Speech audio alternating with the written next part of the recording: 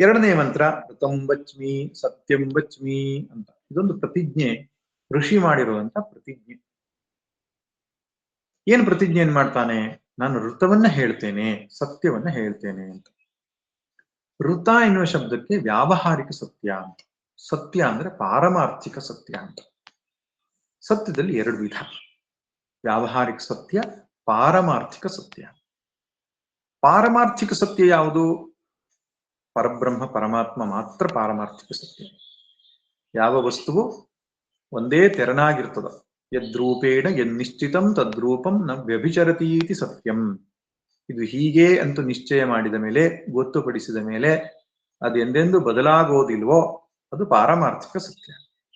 ಆ ಪಾರಮಾರ್ಥಿಕ ಸತ್ಯವನ್ನು ಹೇಳ್ತೇನೆ. ವಚ್ಮಿ ಅಂದ್ರೆ ಹೇಳ್ತೇನೆ ಅಷ್ಟೇ ಅಲ್ಲ, ವ್ಯಾವಹಾರಿಕ ಸತ್ಯವನ್ನು ಹೇಳ್ತೇನೆ. ವ್ಯಾವಹಾರಿಕ ಸತ್ಯ ಅಂದ್ರೆ ಯಾವುದು? ಒಬ್ಬ ಸೃಷ್ಟಿಕರ್ತ ಇದ್ದಾನೆ, ಅವನು ಸೃಷ್ಟಿಯನ್ನು ಮಾಡಿದ್ದಾನೆ, ಅವನ ಸೃಷ್ಟಿಯನ್ನು ನಿಯಂತ್ರಿಸ್ತಾ ಇದ್ದಾನೆ, ಅವನಿಗೆ ನಾವು ಪ್ರಾರ್ಥನೆ ಮಾಡಿದ್ರೆ ಪ್ರಾರ್ಥನೆಗೆ ಉತ್ತರವನ್ನು ಕೊಡ್ತಾನೆ. ಇದು ಪಾರಮಾರ್ಥಿಕ ಸತ್ಯ ಅಲ್ಲ, ಆದ್ರೆ ವ್ಯಾವಹಾರಿಕ ಸತ್ಯ. ಎಲ್ಲಿ ತನಕ ನಮ್ಮಲ್ಲಿ ಜೀವಭಾವ ಇದೆಯೋ ಅಲ್ಲಿ ತನಕ ನಿರ್ಗುಣ ನಿರಾಕಾರಾದ ಈಶ್ವರನಿಗೆ ಸೃಷ್ಟಿ ಸ್ಥಿತಿ ಲಯಾದಿ ಉಪಾಧಿಗಳು, ಏನು ಹೇಳ್ತಾರೆ ಅದಕ್ಕೆ, ಉಪಾಧಿಗಳನ್ನ ಒಪ್ಪುಕೊಳ್ಬೇಕಾಗ್ತದೆ. ಅದರಿಂದ ಉಪಾಧಿ ಸಮೇತನಾದಂತಹ ಈಶ್ವರನ ವರ್ಣನೆಯನ್ನ ವ್ಯಾವಹಾರಿಕ ಸತ್ಯ ಅಂತ ಹೇಳ್ತಾರೆ. ಅದೆರಡೂ ರೂಪದಲ್ಲಿ ನಾನು ವರ್ಣಿಸ್ತೇನೆ ಎಂಬುದಾಗಿ ಋಷಿ ಇಲ್ಲಿ ಪ್ರತಿಜ್ಞೆ ಮಾಡೋದು ಕಾಣಿಸ್ತದೆ. ಯಾವಾಗಲೂ ಎರಡೂ ದೃಷ್ಟಿಕೋನ ಇರ್ಬೇಕು ನಮಗೆ. ಜ್ಞಾನದ ಅವಧಿಯಲ್ಲಿ ನಾವು ಅಜ್ಞಾನದ ಕಳಚಿಕೊಳ್ಳದೆ ನಾನು ನಿರ್ಗುಣ ನಿರಾಕಾರ ಸಂಗತಿಯನ್ನಷ್ಟೇ ನಾನು ದೃಷ್ಟಿಕೋನದಲ್ಲಿ ಇಟ್ಟುಕೊಳ್ತೇನೆ ಅನ್ನೋದು ಕಠಿಣ ಆದೀತು. ಸಗುಣ ಸಾಕಾರದ ಆರಾಧನೆಯ ಮೂಲಕವಾಗಿಯೇ ನಿರ್ಗುಣಕ್ಕೆ ಹತ್ತುವ ಪ್ರಯತ್ನವನ್ನು ಮಾಡಬೇಕು. ಅದಕ್ಕೆ ನಮ್ಮ ಪರಂಪರೆಯಲ್ಲಿ ಎಲ್ಲಾ ಗ್ರಂಥಗಳಲ್ಲಿಯೂ ನೋಡಿ, ವಿಷ್ಣು ಸಹಸ್ರನಾಮ, ಲಲಿತಾ ಸಹಸ್ರನಾಮ, ಎಲ್ಲಾ ಕಡೆ ಸಗುಣ ನಿರ್ಗುಣ ಎರಡರದ್ದು ವರ್ಣನೆ ಇರುವುದು ಕಾಣಿಸ್ತದೆ. ಇಷ್ಟು ಪ್ರತಿಜ್ಞೆ ಆದ್ಮೇಲೆ ಋತಂ ಮತ್ತು ಸತ್ಯಂಗೆ ಇನ್ನೊಂದು ಅರ್ಥವೂ ಇದೆ ಶಂಕರರ ಭಾಷ್ಯದಲ್ಲಿ ಕೊಡುವಂತ. ಋತಂ ಅಂದ್ರೆ ಶಾಸ್ತ್ರ ಏನು ತಿಳಿಸಿದೆಯೋ ಅದನ್ನ, ಆ ಸತ್ಯವನ್ನ ಬುದ್ಧಿಯಲ್ಲಿ ಧಾರಣೆ ಮಾಡುವುದು ಋತಂ, ಆಚರಣೆಯಲ್ಲಿ ತರೋದು ಸತ್ಯಂ ಅಂತ. ಹೀಗೂ ಒಂದು ಅರ್ಥವನ್ನು ಕೊಟ್ಟಿದ್ದಾರೆ. ಇಲ್ಲಿ ವ್ಯಾವಹಾರಿಕ ಸತ್ಯ, ಪಾರಮಾರ್ಥಿಕ ಸತ್ಯ, ಅಥವಾ ಸಗುಣ ಮತ್ತು ನಿರ್ಗುಣ ಬ್ರಹ್ಮದ ವಿಚಾರ ನಾನು ಹೇಳ್ತೇನೆ ಎಂಬುದಾಗಿ ಋಷಿ ಪ್ರತಿಜ್ಞೆ ಮಾಡಿದ್ರೆ ನಮ್ಗೆ ಸ್ಪಷ್ಟ ಆಗ್ತದೆ. ತಕ್ಷಣ ರಕ್ಷಣೆಯನ್ನು ಕುರಿತು ಪ್ರಾರ್ಥನೆ ಮಾಡೋದು ಕಾಣಿಸ್ತದೆ. ಅಂದ್ರೆ ವ್ಯಾವಹಾರಿಕ ಸತ್ಯವನ್ನು ಹೇಳ್ತಿದ್ದಾರೆ ಇವಾಗ, ನಂತರ ಮತ್ತೆ ಪಾರಮಾರ್ಥಿಕ ಹೇಳ್ತಾರೆ. ವ್ಯಾವಹಾರಿಕ ಸತ್ಯದಲ್ಲೇ ಬರ್ತದೆ ರಕ್ಷಣೆ ಅನ್ನೋದು. ಯಾಕೆ? ನಾನು ಸರಿ ಅಂತ ಒಪ್ಕೊಂಡ ಮೇಲೆ ರಕ್ಷಣೆ ಬೇಕು ನನಗೆ. ಆದ್ರಿಂದ ಎಲ್ಲಾ ಕಡೆಯಿಂದ ನನ್ನನ್ನು ರಕ್ಷಿಸು ಅಂತ ಕವಚ ಅಂತ ಹೇಳ್ತಾರೆ. ಸಾಮಾನ್ಯವಾಗಿ ಎಲ್ಲ ದೇವತೆಗಳು ಈ ಕವಚಗಳು ಇರೋದು ಕಾಣಿಸುತ್ತೆ. ರಾಮ ರಕ್ಷಾ ಸ್ತೋತ್ರ ಎಂಬುದಾಗಿ ಪ್ರಸಿದ್ಧವಾಗಿದೆ. ಅದು ಒಂದು ರೀತಿ ಕವಚವೇ. ಪ್ರತಿಯೊಂದು ಅಂಗಗಳಲ್ಲಿಯೂ ದೇವತೆಗಳನ್ನ ಸ್ಥಾಪನೆ ಮಾಡ್ಕೊಳ್ತಕ್ಕಂಥ ದೇವಿ ಕವಚ ಅಂತ ತುಂಬಾ ಪ್ರಸಿದ್ಧ ಆತು. ಅದು ದೇವಿ ಉಪಾಸನೆ ಮಾಡುವಾಗ ದುರ್ಗಾ ಸಪ್ತಶತಿ ಹೇಳುವ ಆರಂಭದಲ್ಲಿ ಅದನ್ನು ಹೇಳ್ತಾರೆ. ಹೀಗೆ ಎಲ್ಲಾ ದೇವತೆಗಳಿಗೂ ಕವಚ ಅನ್ನುವಂಥದ್ದು ಸಾಮಾನ್ಯವಾಗಿದೆ.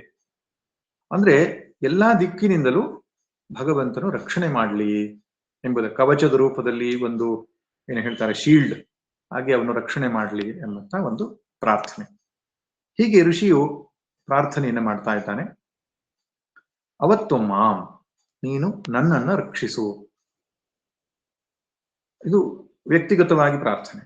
ಇನ್ನು ಅವ ವಕ್ತಾರಂ, ನನ್ನ ಗುರುಗಳನ್ನ, ಅಂದ್ರೆ ಯಾವುದೇ ಗುರುಗಳಿರ್ಬೋದು. ಇಲ್ಲಿ ವಕ್ತಾರಂ ಅಂತ ತನ್ನ ಗುರುಗಳು ಅಂತ ಹೇಳ್ಕೊಂಡಿಲ್ಲ, ಯಾವುದೇ ಪಾಠವನ್ನ ಮಾಡ್ತಕ್ಕಂಥವ್ರು, ಶಿಷ್ಯರ ಅಜ್ಞಾನವನ್ನು ದೂರ ಮಾಡತಕ್ಕಂತಹ ಗುರುಗಳನ್ನ ರಕ್ಷಿಸುವ ವಕ್ತಾರಂ.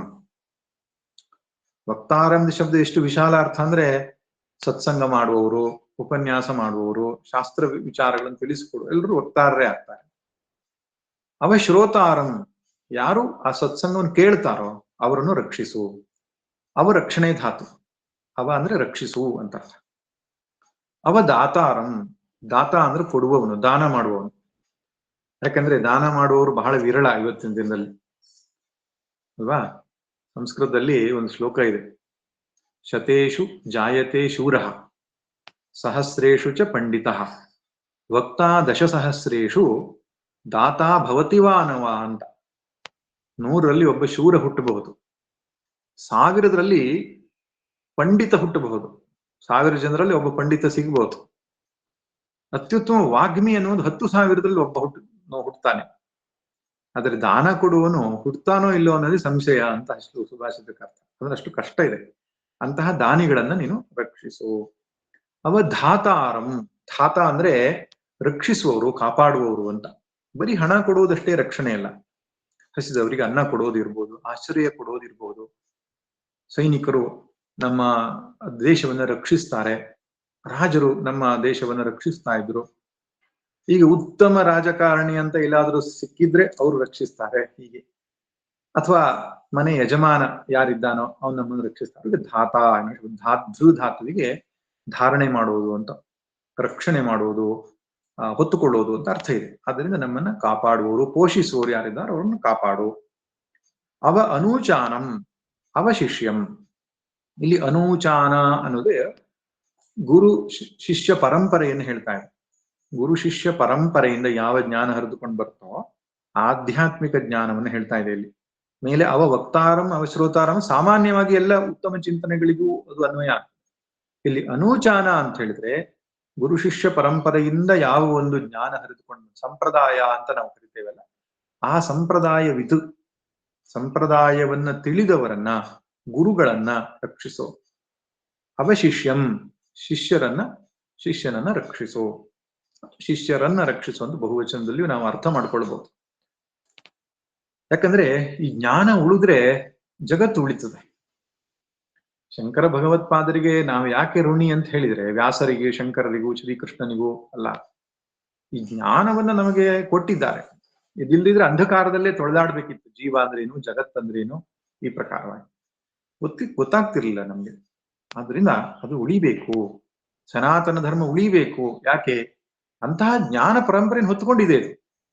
ಸನಾತನ ಧರ್ಮ ನಷ್ಟವಾದ್ರೆ ಜಗತ್ತಿಗೆ ದೊಡ್ಡ ಜ್ಞಾನ ಪರಂಪರೆ, ಉಪಾಸನೆಯ ಪರಂಪರೆ ನಷ್ಟವಾಗುತ್ತದೆ. ಜೀವನ ಪದ್ಧತಿಯನ್ನ ಕಲಿಸಿಕೊಟ್ಟಂತಹ ಪರಂಪರೆ ಇದು. ಆಯುರ್ವೇದ ಇರಬಹುದು, ಆಮೇಲೆ ಧನುರ್ವೇದವೋ ಅಥವಾ ಜ್ಯೋತಿಷ್ಯವೋ, ಆಮೇಲೆ ಅನೇಕ ಬಗೆಯ ಒಂದು ಜ್ಞಾನ ಪರಂಪರೆಯನ್ನ ರಕ್ಷಿಸಿದಂತಹ, ಪೋಷಿಸಿದಂತಹ ಒಂದು ಪರಂಪರೆ ಸನಾತನ ಧರ್ಮ. ಆದ್ರಿಂದ ಅದು ರಕ್ಷಣೆ ಆಗಬೇಕು ಆ ಅರ್ಥದಲ್ಲಿ. ಇನ್ನು ಎಲ್ಲ ದಿಕ್ಕಿನಿಂದಲೂ ನನ್ನನ್ನು ರಕ್ಷಿಸು ಅಂತ ಹೇಳ್ತಾ ಇದ್ದಾರೆ. ಹೇಗೆ ಹೇಳ್ತಾರೆ ಅಂದ್ರೆ, ಪೂರ್ವ ದಿಕ್ಕಿಗೆ ಮುಖ ಮಾಡಿ ನಿಂತುಕೊಂಡಿದ್ದಾನೆ ಆತ. ಪೂರ್ವ ದಿಕ್ಕಿಗೆ ಮುಖ ಮಾಡಿ ನಿಂತುಕೊಂಡು ಪಶ್ಚಿಮ ದಿಕ್ಕಿನಿಂದ ಆರಂಭ ಮಾಡಿದ್ದಾರೆ. ಅವ ಪಶ್ಚಾತ್ ಅಂದ್ರೆ ಹಿಂದ್ಗಡೆ.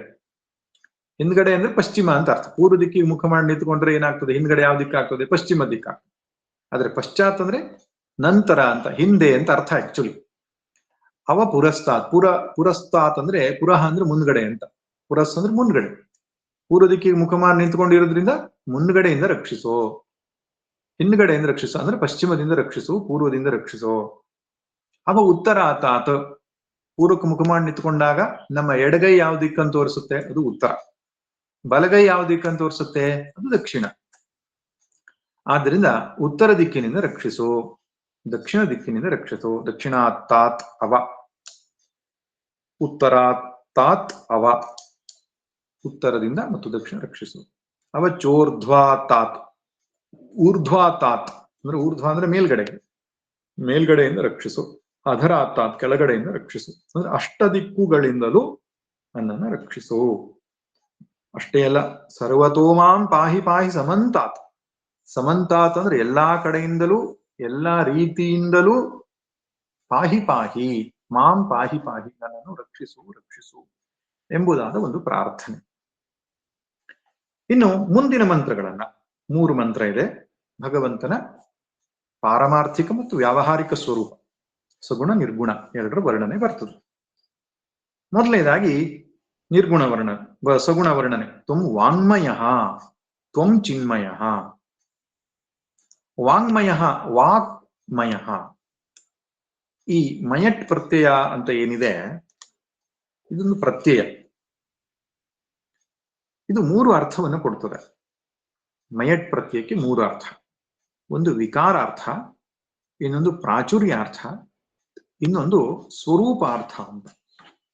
ವಿಕಾರಾರ್ಥೆ, ಪ್ರಾಚುರ್ಯಾರ್ಥೆ, ಸ್ವರೂಪಾರ್ಥೆ ಮಯಟ್ ತ್ರಿಧಾ ಅಂತ ಮಾತಿದೆ. ಈ ಮಯಟ್ ಪ್ರತಿದಿನ ಮಯ ಅನ್ನೋ ಶಬ್ದ ಬರುತ್ತೆ.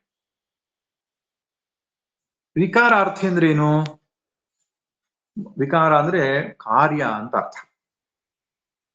ಹಾಗೆ ಈ ಶರೀರವು ಅನ್ನಮಯ ಅಂತ ಹೇಳಿದಾಗ ಅನ್ನ ವಿಕಾರ ಅಂತ ಅರ್ಥ. ಅನ್ನ ವಿಕಾರ, ಅನ್ನದಿಂದ ಉಂಟಾದದ್ದು ಅಂತ ವಿಕಾರ ಅರ್ಥ. ಹಾಗೆ ಈ ಪಾಯಸವು ಸಿಹಿಮಯ ಆಗಿದೆ ಅಥವಾ ಈ ಸಾಂಬಾರು ಉಪ್ಪುಮಯ ಆಗಿದೆ ಅಂತ ಹೇಳ್ತೇವೆ ನಾವು. ಅಲ್ಲಿ ಮಯಟ್ ಅರ್ಥ ಪ್ರಾಚುರ್ಯ ಅರ್ಥ, ಹೆಚ್ಚಿದೆ ಅಂತ ಅರ್ಥ. ಸಕ್ಕರೆ ಮಯ ಆಗಿದೆ ಅಂದ್ರೆ ಸಕ್ಕರೆ ಹೆಚ್ಚಿದೆ, ಉಪ್ಪು ಮಯ ಆಗಿದೆ ಅಂದ್ರೆ ಉಪ್ಪು ಹೆಚ್ಚಿದೆ, ಪ್ರಾಚುರ್ಯ ಅರ್ಥ ಅಂತ ಹೇಳ್ತಾರೆ. ಇನ್ನೊಂದು ಸ್ವರೂಪ ಅರ್ಥ. ಈ ಮಡಿಕೆ ಇದೆಯಲ್ಲ, ಅದು ಮಣ್ಣು ಮಯ ಆಗಿದೆ ಅಂದ್ರೆ ಮಣ್ಣೇ ಅದ್ರ ಸ್ವರೂಪ ಆಗಿದೆ ಅಂತ. ಈ ಜೀವಾತ್ಮನು ಆನಂದಮಯ ಆಗಿದ್ದಾನೆ ಅಂದ್ರೆ ಆನಂದ ಸ್ವರೂಪನಾಗಿದ್ದಾನೆ ಅಂತ. ಸೊ ವಿಕಾರಾರ್ಥದಲ್ಲೂ ಮಯಟ್ ಪ್ರಯೋಗ ಆಗಿದೆ, ಸ್ವರೂಪಾರ್ಥದಲ್ಲೂ ಪ್ರಯೋಗ ಆಗಿದೆ. ಇಲ್ಲಿ ವಾಂಗ್ಮಯ ಅಂತ ಹೇಳಿದ್ರೆ ವಾಕ್ ಸ್ವರೂಪ ಅಂತಲೂ ತೆಗೆದುಕೊಳ್ಬಹುದು, ಅಥವಾ ಆ ವಾಂಗ್ಮಯದ ಪ್ರಾಚುರ್ಯಾರ್ಥ ಅಂತ ತೆಗೆದುಕೊಳ್ಬಹುದು. ಪ್ರಾಚುರ್ಯಾರ್ಥ ಅಲ್ಲ, ಸಾರಿ, ಸ್ವರೂಪಾರ್ಥದಲ್ಲೇ ತೆಗೆದುಕೊಳ್ಬೇಕು. ಅಂದ್ರೆ ವಾಕಿನ ಸ್ವರೂಪವಾಗಿದ್ಯಾ ನೀನು ಅಂತ. ವಾಕ್ ಅಂತ ಹೇಳಿದ್ರೆ ಯಾವುದು? ಎಲ್ಲ ರೀತಿಯ ಶಾಸ್ತ್ರಗಳು. ವಾಂಗ್ಮಯ ಅಂದ್ರೆ ಶಾಸ್ತ್ರಗಳು. ನಮ್ಮಲ್ಲಿ ಪ್ರಸಿದ್ಧ 14 ಹೇಳ್ತಾರೆ. ಅಂಗಾನಿ ವೇದಾಶ್ಚತ್ವಾರ,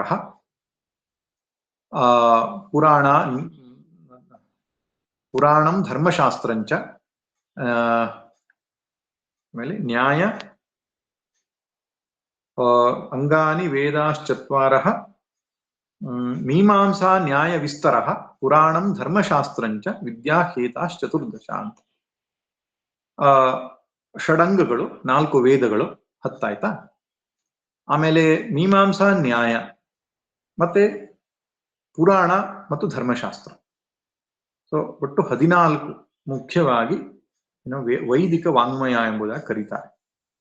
ಆ ವಾಂಗ್ಮಯದ ಎಲ್ಲ ಪರಾಪರ ವಿದ್ಯೆಗಳೇನಿದೆಯೋ ಅದು ನಿನ್ನ ಸ್ವರೂಪವೇ.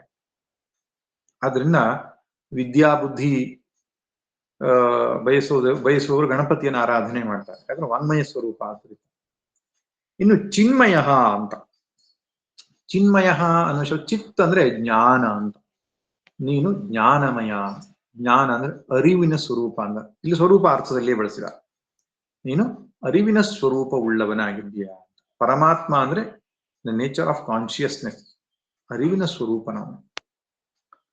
ಇನ್ನು ತ್ವಂ ಆನಂದಮಯ, ತ್ವಂ ಬ್ರಹ್ಮಮಯ. ಆನಂದಮಯನು ಅಂದ್ರೆ ಆನಂದದ ವಿಕಾರ ಅಂತ ಅರ್ಥ ಅಲ್ಲ. ಈಗ ಆನಂದಮಯ ಕೋಶ ಅಂತ ಬರ್ತದಲ್ಲ, ಅದರಲ್ಲಿ ಪ್ರಿಯ, ಮೋದ, ಪ್ರಮೋದ ಅಂತಕ್ಕಂತಹ 3 ಗ್ರೇಡೇಷನ್ ಇದೆ. ಅದು ವಿಕಾರ, ಅದು ಸೂಕ್ಷ್ಮ ಶರೀರಕ್ಕೆ ಸೇರಿದ್ದೇ ಅದು. ಆದ್ರಿಂದ ಆ ರೀತಿ ಆನಂದಮಯ ಅಲ್ಲ. ಅವನ ಆನಂದ ಸ್ವರೂಪ. ಹೇಗೆ ಚೈತನ್ಯ ಸ್ವರೂಪವ, ಆ ಚೈತನ್ಯಕ್ಕೆ ಇನ್ನೊಂದು ಹೆಸರು ಆನಂದ ಅಂತ.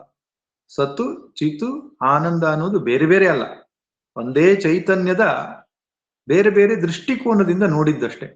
ಆದ್ರಿಂದ ಆನಂದಮಯನು, ಆನಂದ ಸ್ವರೂಪನು ಅಂತ ಅರ್ಥ. ತ್ವಂ ಬ್ರಹ್ಮಮಯ. ಇಲ್ಲಿ ಬ್ರಹ್ಮ ಅನ್ನೋ ಶಬ್ದಕ್ಕೆ ಅರ್ಥ ಬೃಹತ್, ದೊಡ್ಡದು ಅಂತ ಅರ್ಥ. ಬೃಹಿ ವೃದ್ಧೌ ಧಾತುವಿನಿಂದ ಬ್ರಹ್ಮ ಅನ್ನೋ ಶಬ್ದ ಬಂದಿದೆ. ನಿರತಿಶಯವಾದಂತಹ ಬೃಹತ್, ದೇಶತಃ ಕಾಲತಃ ವಸ್ತುತಃ ನಿರತಿಶಯ ಬೃಹತ್ವಾತ್ ಬ್ರಹ್ಮ ಅಂತ ಬ್ರಹ್ಮ ಶಬ್ದದ ವ್ಯುತ್ಪತ್ತಿ. ಯಾವ ಪರಿಚ್ಛಿನ್ನ ಇಲ್ಲದಂತಹ, ತ್ರಿವಿಧ ಪರಿಚ್ಛಿನ್ನ ಶೂನ್ಯವಾಗಿರತಕ್ಕಂತಹ ಅತ್ಯಂತ ಬೃಹತ್ ಆಗಿರುವಂತಹ ಆ ಪರಮಾತ್ಮ ಏನಿದ್ದಾನೋ ಅವನೇ ನೀನು ಅಂತ. ಇಲ್ಲಿ ಮಯ ಎನ್ನುವ ಶಬ್ದಕ್ಕರ್ಥ ಪುನಃ ನೀನೇ ಆ ಸ್ವರೂಪ ಅಂತ ತಗೊಳ್ಬೇಕು.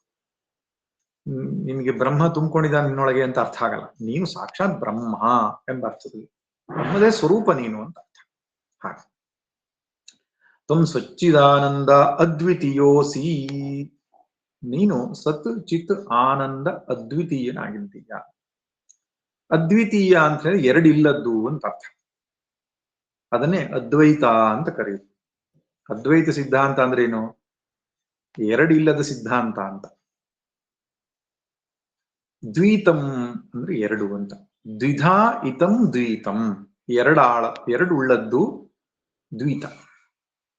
ದ್ವೈತಂ ಯತ್ರ ನ ವಿದ್ಯತೆ ತದ್ ಅದ್ವೈತಂ. ಎಲ್ಲಿ ಎರಡು ಇಲ್ಲವೋ ಅದು ಅದ್ವೈತ ಅಂತ. ಆದ್ದರಿಂದ ಅದ್ವೈತ ಅಂದ್ರೆ ಒಂದು ಎನ್ನುವುದಕ್ಕಿಂತ ಎರಡಿಲ್ಲದ್ದು ಅಂತ ಹೇಳಿದ್ರೆ ಹೆಚ್ಚು ಸ್ಪಷ್ಟ.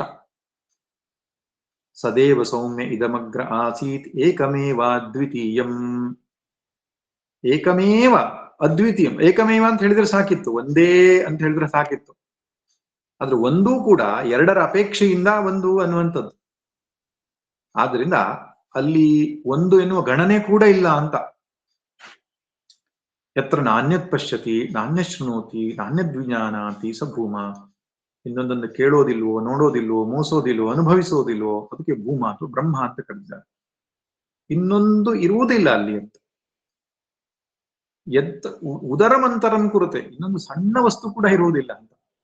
ಅದಕ್ಕೆ ಏಕಮೇವ ಅದ್ವಿತೀಯಂ, ಎರಡಿಲ್ಲದ್ದು ಅಂತ ಪ್ರಯೋಗ ಮಾಡಿದ್ದಾರೆ. ಅದಕ್ಕೆ ಶಂಕರ ಭಗವತ್ಪಾದರ ಅದ್ವೈತ ಕೇವಲ ಅದ್ವೈತ ಅಥವಾ ನಿರ್ವಿಶೇಷ ಅದ್ವೈತ ಅಂತ ಹೇಳ್ತಾರೆ. ವಿಶೇಷಣಗಳಿಲ್ಲದ ಅದ್ವೈತ ಅಂತ. ಇನ್ನೊಂದಿದೆ ವಿಶೇಷಣ ಇರುವ ಅದ್ವೈತ, ವಿಶಿಷ್ಟ ಅದ್ವೈತ ಅಂತ ಹೇಳ್ತಾರೆ. ಅವರು ಬ್ರಹ್ಮನನ್ನು ಒಪ್ಕೋತಾರೆ, ಆದ್ರೆ ಬ್ರಹ್ಮನಿಗೆ ಗುಣವನ್ನು ಒಪ್ಕೋತಾರೆ. ತ್ರಿಗುಣಾತ್ಮಿಕವಾದಂತಹ ಶಕ್ತಿ ಮಾಯಾ ಅನ್ನುವಂಥದ್ದು ಇದೆ, ಅದರಿಂದ ಒಡಗೂಡಿದಂತಹ ನಾರಾಯಣ ಇದ್ದಾನೆ ಅಂತ. ಅದು ಸವಿಶೇಷವಾದಂತಹ ಅದ್ವೈತ. ಇದು ನಿರ್ವಿಶೇಷ ಅದ್ವೈತ. ಇನ್ನೊಂದು ಯಾವ ವಸ್ತು ಇಲ್ಲ ಅಲ್ಲಿ. ಆದ್ರಿಂದ ತ್ವಂ ಸಚ್ಚಿದಾನಂದ ಅದ್ವಿತೀಯ ಅಸ್ತಿ. ಇರವು, ಅರಿವು, ಆನಂದ ಅನ್ನುವಂಥದ್ದು ವಾಸ್ತವವಾಗಿ ಬ್ರಹ್ಮನ ಮೂರು ಗುಣಗಳಲ್ಲ. ಇರವೇ ಅರಿವು, ಅರಿವೇ ಆನಂದ. ಆ ಇರವಿನ ಸ್ವರೂಪವೇ ಬೇರೆ ಬೇರೆ ದೃಷ್ಟಿಕೋನದಿಂದ ಅರಿವು ಮತ್ತು ಆನಂದ ಎಂಬುದಾಗಿ ಶಬ್ದದಿಂದ ಕರೆದಿದೆಯೇ ಹೊರತು ಅದು ಇರುವುದು ಇರವು ಮಾತ್ರ ಅಥವಾ ಅರಿವು ಮಾತ್ರ ಅಂತ ಕರೀಬಹುದು. ಇರವೇ ಅರಿವು, ಅರಿವೇ ಆನಂದ. ಆ ಪರಬ್ರಹ್ಮನು ತನಗಿಂತ ಬೇರೆ ಎಲ್ಲದ ಇನ್ನೊಂದಿಲ್ಲದೆ ತಾನಿರ್ತಾನೆ. ಅಂತಹ ಪರಬ್ರಹ್ಮ ನೀನಿದ್ದೀಯ. ಇನ್ನು ತ್ವಂ ಪ್ರತ್ಯಕ್ಷಂ ಬ್ರಹ್ಮಾಸಿ, ಪುನಃ ಅದನ್ನ ಸ್ಪಷ್ಟಪಡಿಸ್ತಾ ಇದೆ. ನೀನು ನೇರವಾಗಿ ಪರಬ್ರಹ್ಮನಿದ್ದೀಯ. ತ್ವಂ ಜ್ಞಾನಮಯೋ ವಿಜ್ಞಾನಮಯೋಸಿ, ನೀನು ಜ್ಞಾನಮಯನೋ ವಿಜ್ಞಾನಮಯನೋ ಇದ್ದೀಯ ಅಂತ. ಇಲ್ಲಿ ಜ್ಞಾನಮಯ ಅಂದ್ರೆ ಜ್ಞಾನ ಸ್ವರೂಪ, ವಿಜ್ಞಾನಮಯ ಅಂದ್ರೆ ವಿಜ್ಞಾನ ಸ್ವರೂಪ. ಪರಮಾತ್ಮನು ಜ್ಞಾನ ಸ್ವರೂಪನು ಎಂಬ ಮಾತಿಗೆ ಅರ್ಥ ಏನು? ಜ್ಞಾನ ವಿಜ್ಞಾನ ಯೋಗ ಅಂತ ಭಗವದ್ಗೀತೆಯಲ್ಲಿ ಬಂದಿದೆ. ಜ್ಞಾನ ಅಂದ್ರೆ ಪರೋಕ್ಷ ಜ್ಞಾನ ಅಂತ, ವಿಜ್ಞಾನ ಅಂದ್ರೆ ಅಪರೋಕ್ಷ ಜ್ಞಾನ ಅಂತ. ಪರೋಕ್ಷ ಜ್ಞಾನ ಅಂತ ಹೇಳಿದ್ರೇನು? ಬ್ರಹ್ಮ ಅಸ್ತಿ, ಸೃಷ್ಟಿ ಸ್ಥಿತಿ ಲಯ ಕಾರಣವಾದ ಬ್ರಹ್ಮ ಅಸ್ತಿ, ಬ್ರಹ್ಮ ಅನ್ನುವಂಥದ್ದು ಇದೆ ಅಂದ್ರೆ ಪರೋಕ್ಷ ಜ್ಞಾನ. ಆ ಬ್ರಹ್ಮವೇ ನಾನಿದ್ದೇನೆ ಅಂದಾಗ ಅದನ್ನ ಅಪರೋಕ್ಷ ಜ್ಞಾನ ಅಂತ ಹೇಳ್ತಾರೆ. ಅದನ್ನೇ ಜ್ಞಾನ ವಿಜ್ಞಾನ ಸ್ವರೂಪ. ಒಬ್ಬ ವ್ಯಕ್ತಿಗೆ ಪರೋಕ್ಷ ಜ್ಞಾನ ಆಗುತ್ತದೆ, ನಂತರ ಅಪರೋಕ್ಷ ಜ್ಞಾನ ಆಗ್ತದೆ. ಜ್ಞಾನ ವಿಜ್ಞಾನವನ್ನು ಹೊಂದಿದವನೇ ಪೂರ್ಣ ಜ್ಞಾನಿ ಅಂತ ಪರಿಗಣಿಸಲ್ಪಡ್ತಾರೆ. ಆದ್ದರಿಂದ ಅಂತಹ ಪೂರ್ಣ ಜ್ಞಾನ ಸ್ವರೂಪನು ಅಂತ ಹೇಳುವುದಕ್ಕೆ ಜ್ಞಾನ ವಿಜ್ಞಾನ ಮಯ ಅಸಿ ಎಂಬುದಾಗಿ ಕರೆದಿದ್ದಾರೆ. ಇನ್ನು ಸರ್ವಂ ಜಗದಿದಂ ತ್ವತ್ತೋ ಜಾಯತೆ, ಸರ್ವಂ ಜಗದಿದಂ ತ್ವತ್ತಸ್ಥಿಷ್ಠತಿ, ಸರ್ವಂ ಜಗದಿದಂ ತ್ವಯಿಲಯಮಿಷ್ಯತಿ. ಈ ಮೂರು ವಾಕ್ಯಗಳು ಸೃಷ್ಟಿ ಸ್ಥಿತಿ ಲಯ ಕಾರ್ಯವನ್ನು ಹೇಳ್ತಾ ಇದೆ. ಈ ಸರ್ವಂ ಜಗತ್, ಈ ಎಲ್ಲ ಜಗತ್ತೇನಿದೆಯೋ ತ್ವತ್ತೋ ಜಾಯತೆ, ನಿನ್ನಿಂದ ಹುಟ್ಟಿದೆ, ನಿನ್ನಿಂದ ಹುಟ್ಟತ್ತೆ. ಸರ್ವಂ ಜಗತ್ ತ್ವತ್ತಸ್ಥಿಷ್ಠತಿ, ನಿನ್ನಲ್ಲಿ ನೆಲೆಗೊಳ್ಳುತ್ತೆ. ಸ್ಥಿತಿ ಕಾರಣ ಆದ ವಿಷ್ಣುವು ನೀನೆ, ಸೃಷ್ಟಿ ಕಾರಣ ಆದ ಬ್ರಹ್ಮನು ನೀನೆ. ಸರ್ವಂ ಜಗದಿದಂ ತ್ವಯಿ ಲಯಮಿಷ್ಯತಿ, ನಿನ್ನಲ್ಲಿ ಲಯ ಹೊಂದುತ್ತೆ. ಪ್ರಳಯ ಕಾರಣನಾಗಿರೋ ಈಶ್ವರನು ನೀನೆ. ಸರ್ವಂ ಜಗದಿದಂ ತ್ವಯಿ ಪ್ರತಿ ಏತಿ, ಈ ಜಗತ್ತು ಪ್ರತಿ ಕ್ಷಣವೂ ನಿನ್ನೆಡೆಗೆ ಹೋಗ್ತಾ ಇದೆ ಅಂತ. ಇದು ತುಂಬಾ ಆಸಕ್ತಿದಾಯಕವಾದ ಮಾತು. ಜಗತ್ತಿನ ಪ್ರತಿಯೊಂದು ವಸ್ತುವು ಭಗವಂತನೆಡೆಗೆ ಧಾವಿಸ್ತಾ ಇದೆ ಅಂತ.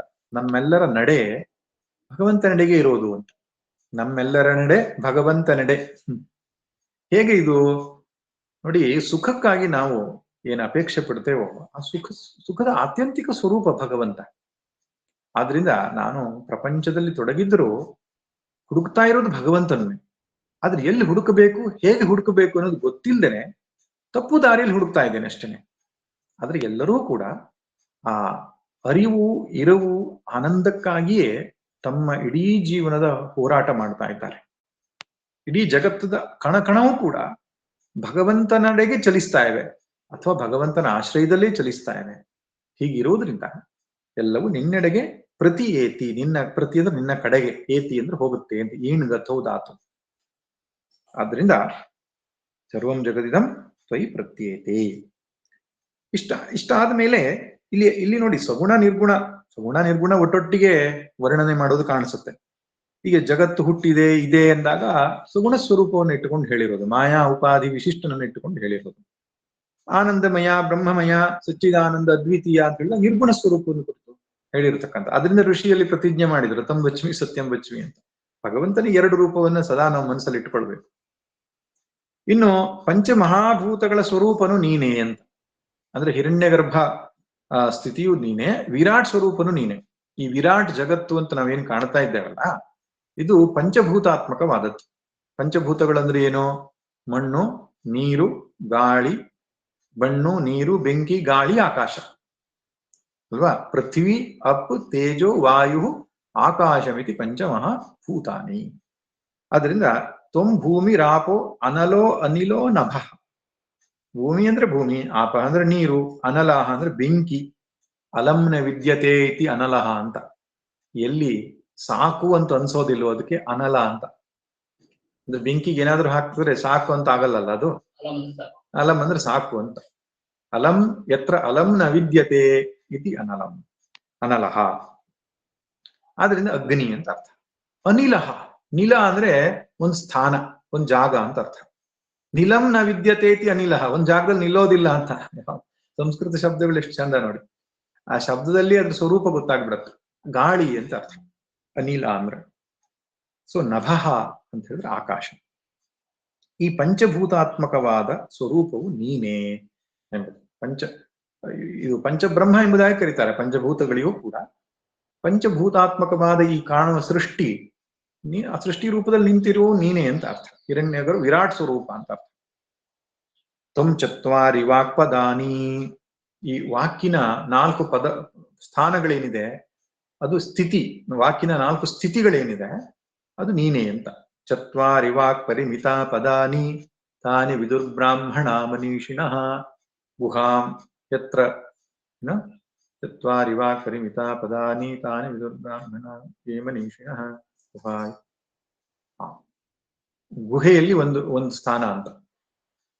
ವಾಕಿಗೆ 4 ಸ್ಥಾನಗಳನ್ನು ಹೇಳ್ತಾರೆ. ಪರಾ, ಪಶ್ಯಂತಿ, ಮಧ್ಯಮ, ವೈಖರಿ ಅಂತ. ಪರಾ ವಾಕ್ ಅಂತ ಹೇಳಿದ್ರೆ ಬೀಜ ರೂಪದಲ್ಲಿರುವಂಥದ್ದು. ಪಶ್ಯಂತಿ ಅಂತ ಹೇಳಿದ್ರೆ ಅದು ಸ್ವಲ್ಪ ಮಟ್ಟಿಗೆ ಪ್ರಕಟವಾಗಿದೆ. ಮಧ್ಯಮ ಅಂದ್ರೆ ಅದು ಮನಸ್ಸಿನಲ್ಲಿ ಸ್ಪಷ್ಟವಾಗಿ ಗೋಚರ ಆಗಿದೆ. ವೈಖರಿ ಅಂದ್ರೆ ನಾವೀಗ ಮಾತಾಡ್ತಿರೋ ಮಾತಿಗೆ ವೈಖರಿ ವಾಕ್ ಅಂತ ಹೇಳ್ತಾರೆ. ಆದ್ರಿಂದ ಮಾತಿಗೆ 4 ಹಂತಗಳಿಂದ ಅದು ಅಭಿವ್ಯಕ್ತ ಆಗ್ತದೆ ಅಂತ. ಬೀಜ ರೂಪದಲ್ಲಿರುವ ಮಾತು, ಅಂಕುರ ರೂಪದಲ್ಲಿರುವ ಮಾತು, ಮನಸ್ಸಿನಲ್ಲಿ ವ್ಯಕ್ತವಾದ ಮಾತು, ಹೊರಗಡೆಗೆ ವಿವೃತವಾದ ಮಾತು. ನಮ್ಗೆ ಇದು ಗೊತ್ತಾಗ್ತದೆ, ಮನಸ್ಸಿನಲ್ಲಿ ಮಾತನಾಡೋದು ಗೊತ್ತಾಗ್ತದೆ. ಅಂದ್ರೆ ಮಧ್ಯಮ ವಾಕ್ ಗೊತ್ತಾಗ್ತದೆ.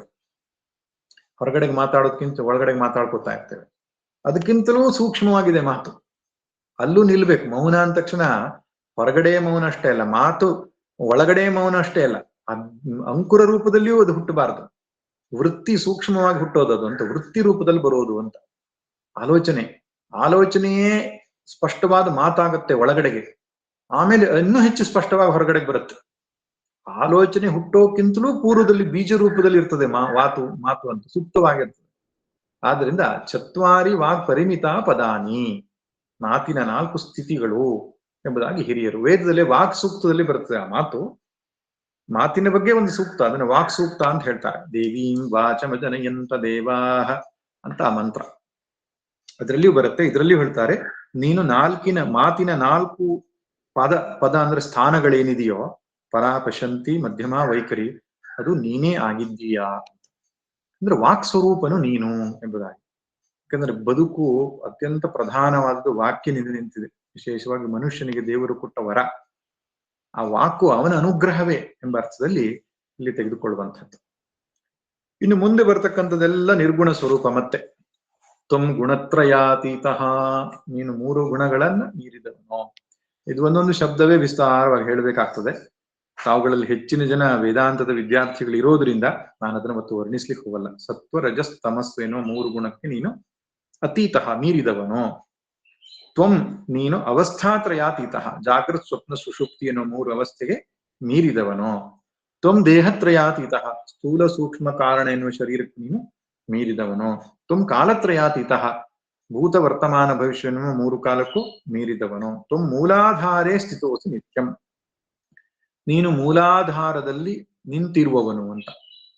ನೋಡಿ, ಇದು ಒಂದು ಗಣಪತಿ ಉಪನಿಷತ್ತಿನ ವಿಶೇಷವಾದ ಸಬ್ಜೆಕ್ಟ್. ಯಾಕೆ ಉಪನಿಷತ್ನಲ್ಲಿ ಎಲ್ಲೂ, ದಶೋಪನಿಷತ್ನಲ್ಲಿ ಎಲ್ಲೂ ಕೂಡ ಈ ಷಟ್ಚಕ್ರ ಭೇದದ ವಿಷಯ ಬರಲ್ಲ. ಮೂಲಾಧಾರ, ಸ್ವಾಧಿಷ್ಠಾನ, ಮಣಿಪುರ, ಅನಾಹತ ಮುಂತಾದ ಚಕ್ರಗಳಿದೆಯೋ ಇದ್ರ ವಿಷಯ ಎಲ್ಲೂ ಉಪನಿಷತ್ತಲ್ಲಿ ಬರಲ್ಲ. ಇವನ್ ಯೋಗಶಾಸ್ತ್ರದಲ್ಲಿಯೂ ಬರಲ್ಲ. ಯೋಗಶಾಸ್ತ್ರ ಅಂದ್ರೆ ಪತಂಜಲಿ ಯೋಗದಲ್ಲಿ ವೃತ್ತಿ ನಿರೋಧ, ನಾಡಿ ಮುಂತಾದವುಗಳ ವಿಷಯ ಬರುತ್ತೆ. ಸೊ ವಿಶೇಷವಾಗಿ ವೃತ್ತಿ ನಿರೋಧ, ವೃತ್ತಿ ಸ್ವರೂಪಗಳ ಬಗ್ಗೆ ಬರುತ್ತೆ. ತಂತ್ರಶಾಸ್ತ್ರಗಳಲ್ಲಿ, ಆಗಮಶಾಸ್ತ್ರಗಳಂತ ನಾವೇನ್ ಕರಿತೇವೋ ಅದರಲ್ಲಿ ಈ ಷಟ್ಚಕ್ರ, ಅದರ ವರ್ಣನೆ, ಅದರಲ್ಲಿ ಧ್ಯಾನ ಮಾಡೋದು, ಅದರ ಭೇದನ ಮುಂತಾದವುಗಳು ಬರುತ್ತೆ. ನೀವು ಲಲಿತಾ ಸಹಸ್ರ ಅಂತ ಹೇಳಿದ್ರು, ರುದ್ರ ಗ್ರಂಥಿ ವಿಭೇದಿನಿ, ವಿಷ್ಣು ಗ್ರಂಥಿ ವಿಭೇದಿನಿ, ಬ್ರಹ್ಮ ಗ್ರಂಥಿ ವಿಭೇದಿನಿ, ಪ್ರತಿಯೊಂದು ಚಕ್ರದ ಅತ್ಯಂತ ವಿಶೇಷವಾದ ವರ್ಣನೆ ಇದೆ ಲಲಿತಾ ಸಹಸ್ರನಾಮದಲ್ಲಿ. ಆದ್ರಿಂದ ಆಗಮಗಳಲ್ಲಿ, ಪುರಾಣಗಳಲ್ಲಿ ಮತ್ತು ತಂತ್ರಶಾಸ್ತ್ರಗಳಲ್ಲಿ ವಿಶೇಷವಾಗಿ ಈ ಮೂಲಾಧಾರಾದಿ ಚಕ್ರಗಳ ವಿಷಯ ಬರುತ್ತೆ. ಸೊ ಈ ದೃಷ್ಟಿಕೋನ ಇಟ್ಟುಕೊಂಡು ನೋಡಿದ್ರೆ ಸ್ವಲ್ಪ ಅರ್ವಾಚೀನ ಅಂತ ಅನಿಸ್ತದೆ. ಈ ಚಕ್ರಗಳ ವಿಚಾರ ಬಂದಿರೋದು ಮೂಲಾಧಾರ ಚಕ್ರದ ವಿಷಯವಾಗಿ ಹೇಳತ್ತೆ ಅಂತ ಅಂದುಕೊಂಡ್ರೆ ಆ ಸಾಲಿಗೆ ಸೇರತ್ತಾ, ಆಗಮ ಸಾಲಿಗೆ ಸೇರಿಸ್ಬೇಕಾಗತ್ತೆ. ಇಲ್ಲ, ಮೂಲಾಧಾರ ಅನ್ನೋದು ಇನ್ನೊಂದು ಅರ್ಥವನ್ನು ಮಾಡ್ಬೋದು, ಮೂಲ ಆಧಾರ ಅಂತ. ಜಗತ್ತಿಗೆ ಮೂಲ ಆಧಾರ ಸ್ವರೂಪ ಏನಿದೆಯೋ, ಮೂಲಾಧಾರದಲ್ಲಿ ಇರುವವನು ನೀನು. ಸ್ಥಿತಃ ಅಂದ್ರೆ ಮೂಲಾಧಾರದಲ್ಲಿ ಜಗದ ಆಧಾರವಾಗಿ ಇರುವವನು ನೀನು ಎಂಬರ್ಥದಲ್ಲಿ ಪರಬ್ರಹ್ಮ ಅಂತ ಹೇಳ್ಬಹುದು. ಉಚಿತ ಎರಡನ್ನೂ ತೆಗೆದುಕೊಳ್ಬಹುದು. ಯಾಕಂದ್ರೆ ಮುಂದೆ ಸಗುಣ ಸಾಕಾರ ರೂಪದ ವರ್ಣನೆ ಇರೋದ್ರಿಂದ ಶಿವಸ್ವರೂಪ ನೀನು ಅಂತ ಬರ್ತದೆ. ಶಿವಸುತಾಯ ವರದ ಮೂರ್ತಯೇ ಅಂತ ಬಂದಿರೋದ್ರಿಂದ ಆಗಮ ದೃಷ್ಟಿಕೋನ ಇಟ್ಟುಕೊಂಡು ತದನಂತರ ದೈವಾನುಗ್ರಹದಿಂದ ಋಷಿಯ ಮನಸ್ಸಲ್ಲಿ ಪ್ರಕಟವಾದದ್ದು ಅಂತ ಇಟ್ಟುಕೊಂಡ್ರೆ ಮೂಲಾಧಾರದಲ್ಲಿ ಇರುವವನು ನೀನು ಅಂತ ಹೇಳಿದ್ರೆ ತಪ್ಪೇನಿಲ್ಲ. ಯಾಕಂದ್ರೆ ಎಲ್ಲಾ ಶಾಸ್ತ್ರಗಳು ಉಗಮವಾದ ವೇದದಿಂದಲೇ, ವೇದವೇ ಮೂಲ. ಎಲ್ಲೋ ಒಂದ್ ಕಡೆ ಸೂಕ್ಷ್ಮ ರೂಪದಲ್ಲಿ ಅದು ಅದನ್ನು ಅಭಿವ್ಯಕ್ತ ಮಾಡಿರುತ್ತೆ. ಆದ್ರಿಂದ ಎರಡೂ ಅರ್ಥದಲ್ಲಿ ತೆಗೆದುಕೊಳ್ಬಹುದು. ಮೂಲಾಧಾರದಲ್ಲಿ ಆಕ್ಚುಲಿ ಪೃಥ್ವಿ ತತ್ವ ಇದೆ ಅಂತ ಹೇಳ್ತಾರೆ. ಈ ಪೃಥ್ವಿ ತತ್ವ ಮೂಲಾಧಾರದಾದ್ರಿಂದ ಪೃಥ್ವಿ ತತ್ವಕ್ಕೆ ಅಧಿಪತಿ ಗಣಪತಿ. ಆದ್ರಿಂದ ಮೂಲಾಧಾರದಲ್ಲಿ ಇರುವವನು ನೀನು, ಚಕ್ರದಲ್ಲಿರುವ ನೀನು ಅಂತ ಇಲ್ಲಿ ವರ್ಣನೆ ಮಾಡಿದೆ. ಇದು ತಂತ್ರಶಾಸ್ತ್ರಕ್ಕೆ ಸೇರಿದಂತಹ ವಿಷಯ.